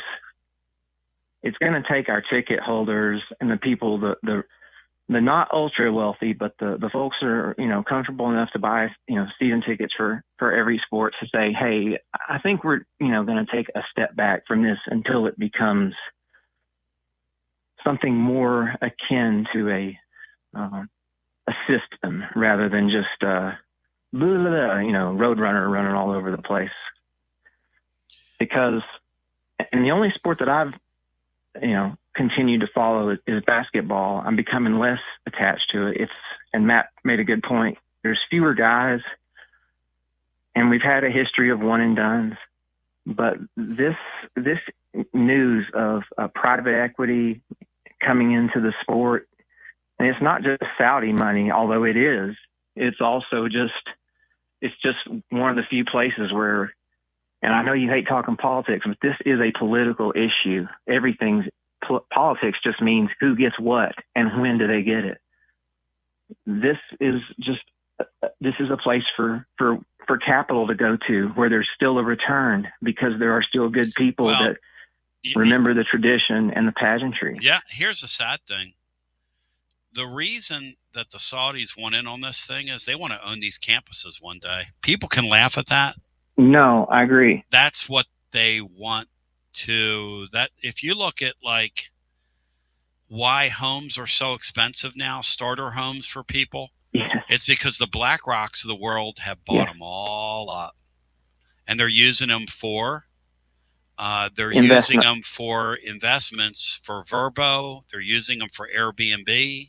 Yes. And they've got their own chain of hotels basically all over the world now, with property that young people we used to buy back in the day and would start their lives with. And now what happened with rent in light of that? Rent is now double and triple and quadruple what it used to be.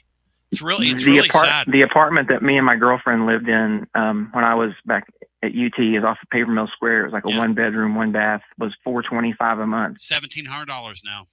It's like $1,500.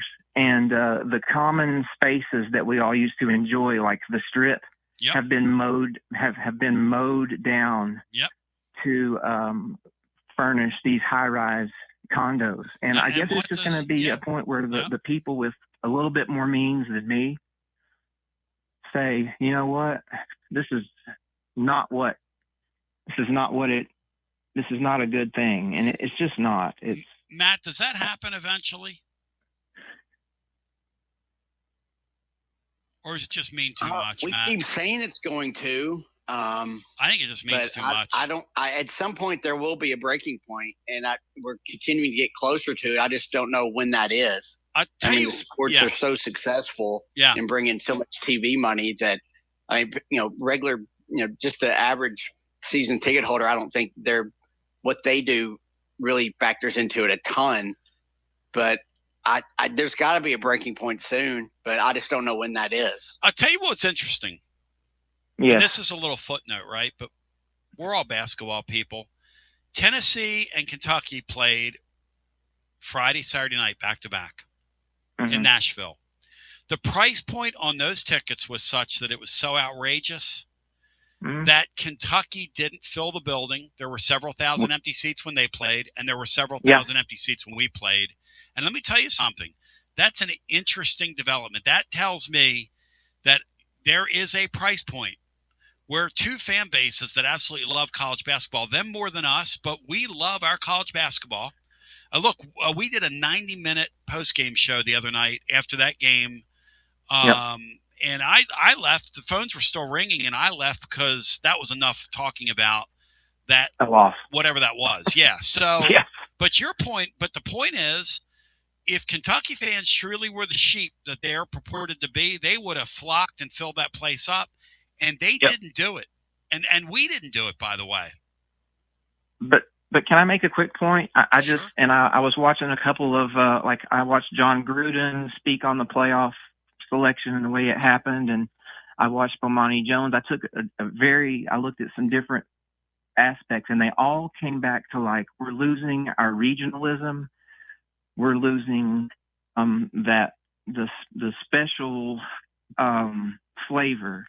And I saw this happen. I live near Bristol. I mean, I'm curious if, and especially as private equity comes in and you have a team come out of nowhere like Indiana, which is good for them.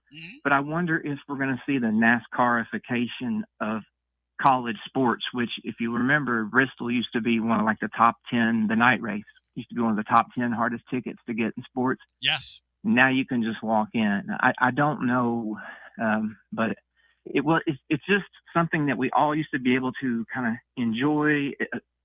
We used to be able to root for a group of young men and young women for 3 or 4 years. Yep. And now it's just total chaos and total, what do you call it when you just charge the crap out of fans? It's pocket. It's soulless anarchy is what they've done with college sports right now. Soulless anarchy. And listen, I appreciate it. It's beyond capitalism. It's profiteering is what they're doing to people. I like how they expect you. They went away from cash, and now they expect you when you go to the concession stand to get a bottle of water. They put a tip option on your card. Yes. Here's the other thing.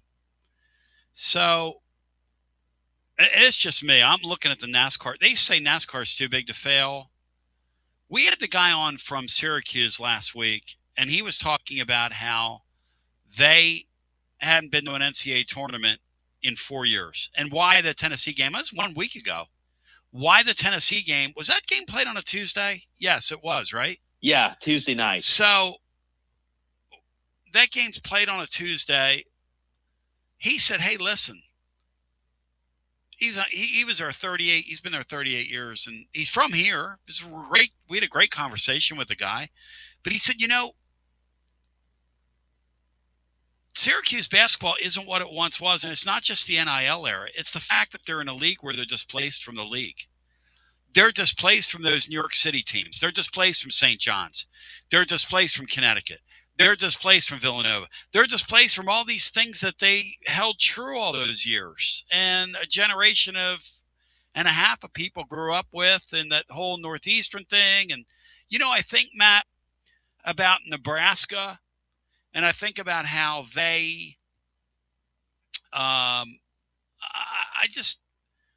think there is such a thing as you're pulling this thing geographically away from what it once was.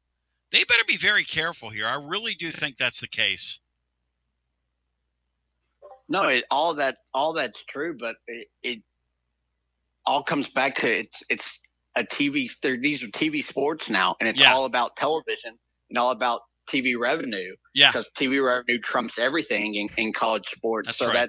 that's what they cater to, and that's where they don't care about crowds. Like when you watch these bowl games, there's not going to be. There'll be 1,000. There'll be thousands of people at these games. There'll be just empty seats everywhere. But it doesn't matter because it's all about the TV money that they bring in and those TV ratings that some people just value infinitely. Are you going to Nashville, Matt, for the game? He's my litmus test. Matt's my litmus test now. See, questionable. That it's questionable for Matt tells me that you're not going to see the type of crowd that we think we're going to see. If Matt goes, then we'll get a good crowd. Matt's my litmus test, ladies and gentlemen. He is my litmus paper.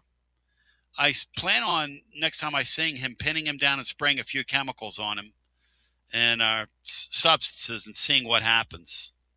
He's got to turn a certain color of pink that I turn sometimes in the middle of the night when we're doing the post-game show. In the meantime, a brief timeout. More calls on your other side after this. Are you currently a residential electrician? Would you like more benefits, better pay, more upside? What about a $3,000 signing bonus?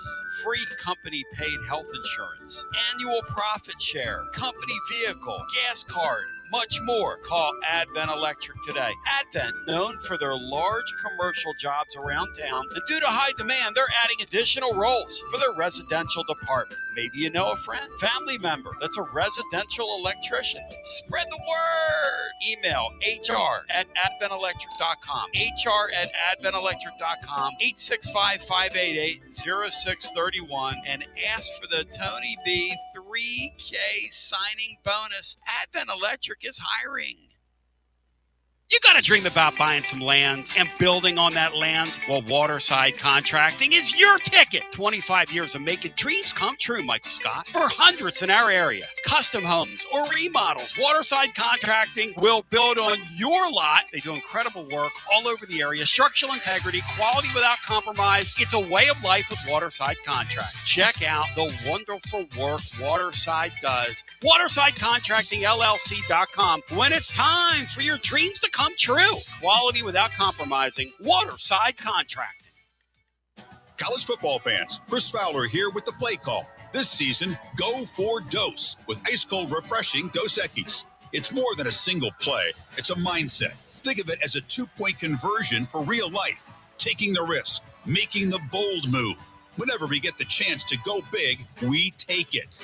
On the field and off, always go for Dose with Dos Equis. Enjoy Dos Equis responsibly. Copyright 2024 Dos Equis Lager Especial Beer. Imported by Cervezas Mexicanas, White Plains, New York. Hi, I'm Jim Simpson, owner of Simpson Meats. When's the last time you grilled a really good burger or steak? One your friends still talk about. Our goal at Simpson Meats is to make that happen every time you have a cookout. All of our cuts of meats, steaks, burgers, briskets, and pork are always fresh, flavorful, and sustainably sourced. We are family owned, so we know the importance of knowing how and where your food is raised. We have been putting quality first since 1888. Visit our butcher shop off Lovell Road or online at simpsonmeats.com. Tony Basilio, and we are live once again with Chad Stockton of FC Alliance. And Chad, you're out there on the field, 100 strong here in Knoxville. Talk to me. What's been going on with FC Alliance now that the weather's heating up? We're out here for the first night of the boys' tryouts. We have over 400 kids that'll be here tonight. So a lot of exciting times right now for us. Our club team start at U9 and we go all the way through U19. We have over 1,000 kids that come from Chattanooga from the Tri-Cities that make all our teams and make this club what it is today. So we're excited about it. We finished the younger kids a couple of weeks ago. We just finished the girls last night, and now we're on to our older boys program as we speak right now. And we're blowing and going in the Tri-Cities. Tell me about it. We started FC Alliance North 1 year ago, and coming off the first year, we're the largest, most competitive club up in the Tri-Cities area. We just finished our tryouts last night.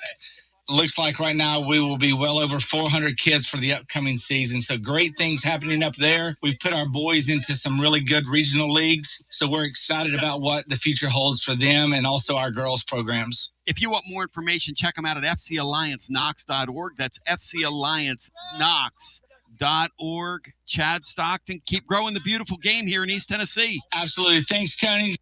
Tony Basilio along with the great Mark Griffin. And we're here to talk about our friends at Performance Medicine. And Griff, their slogan, stay educated, stay healthy. That's you. Wow. I really like to think that, Tony, and I'd like to give Dr. Rogers a lot of credit because I definitely want to stay educated and healthy, and knowing that he's putting the time and effort in to make sure of my care. I want to encourage your listeners to put the time to learn and become educated and get to know Dr. Rogers and see if it can help with your health as well. And there's a really, really easy way to do that. In fact, they've got their own YouTube channel. You can see Dr. Rogers for himself with his staff.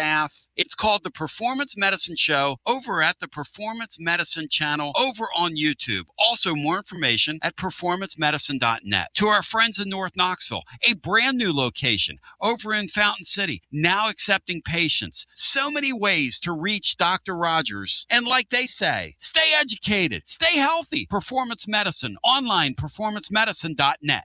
Located in Knoxville's historic Old City, Barley's offers great food, live music, the best draft beer selection in town, and now your new favorite place to watch sports. Their indoor projector is perfect for any weather, and they've revamped their upstairs area with more TVs to take in all of the action. Their menu features hand-battered chicken tenders, juicy burgers, fresh salads, and the tastiest pizza in Knoxville. You can enjoy their happy hour drink specials daily from open until 6 p.m. Barley's Tap Room and Pizzeria. The season of giving reminds us of what truly matters, community and connection. Hi there, Jennifer Morris here with Keller Williams Realty. As the year closes, I wanted to take a moment to sincerely thank you, my Basilio family clients. Thank you for trusting me with your most important decisions. Whether it was finding your first home or successfully closing a chapter, your trust means everything. I look forward to new and continued relationships through the new year, and feel free to reach out to me at 865-694-5904 or nextmovesmokymountains.com. That's nextmovesmokymountains.com. And of course, go Vols. Basilio here with my buddy, Connexio Kristen. Hey Tony, good to see ya. Connexio builds fleet technology that helps transportation and logistics companies win big. Live GPS, easy ELD and compliance tools, AI dash cameras, and asset tracking, all backed by the .1 U.S. customer support team. Want a better playbook for your operations? Visit Connexio.com/Tony. That's KONEXIAL.com/Tony. Connexio, built for drivers, trusted by fleets, and proud Vol fans. Let's say it. Let's know it. Let's write it down. Tony B, back with you. You know what kind of is a bummer? I was looking at the calendar. No Garza Law Tennessee basketball overtime this week. That's a bummer, isn't it, Matt? Then we don't get to hang out. The Phillips injury, Cade Phillips injury.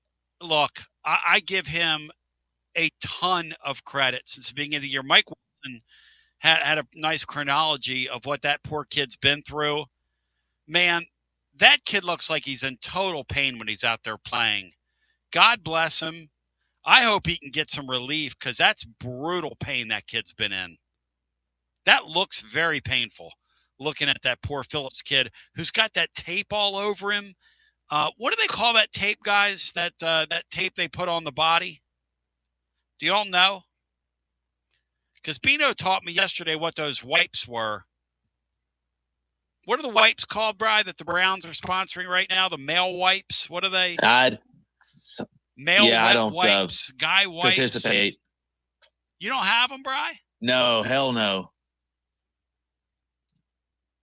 I wanted to get the taste of the Tim Banks era. I wanted to use one on my mouth to get the Tim, and Bino said I wouldn't do that. Matt, your thoughts on Phillips, the injury, and this opens up some playing time for a couple guys who probably need some playing time.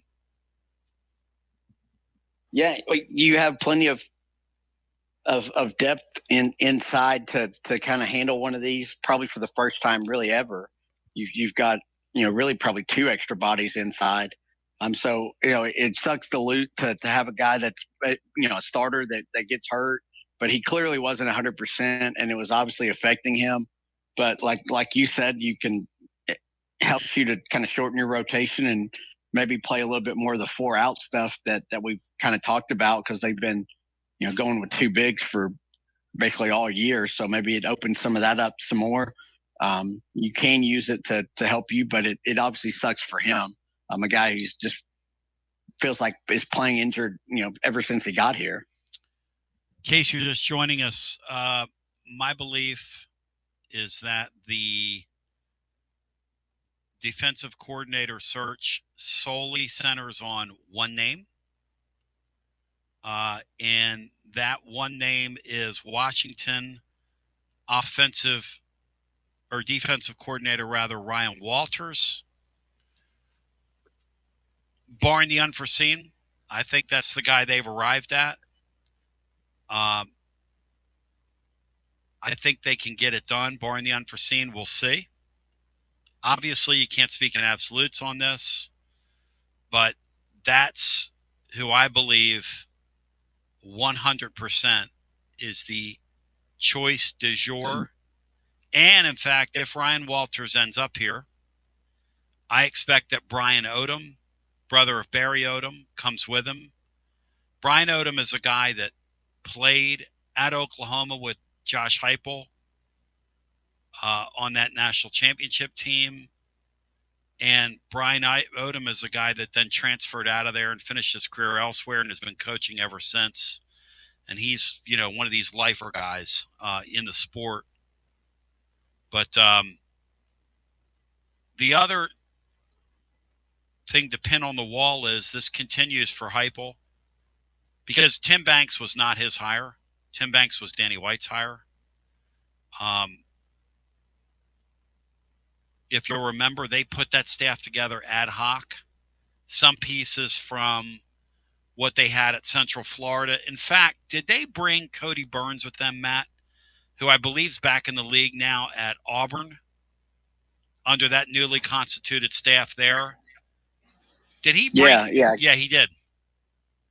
Yeah, and Burns left here. I think he went to the Saints or something. That I think he was with Comrade Golish at South Florida this past year, and then just went with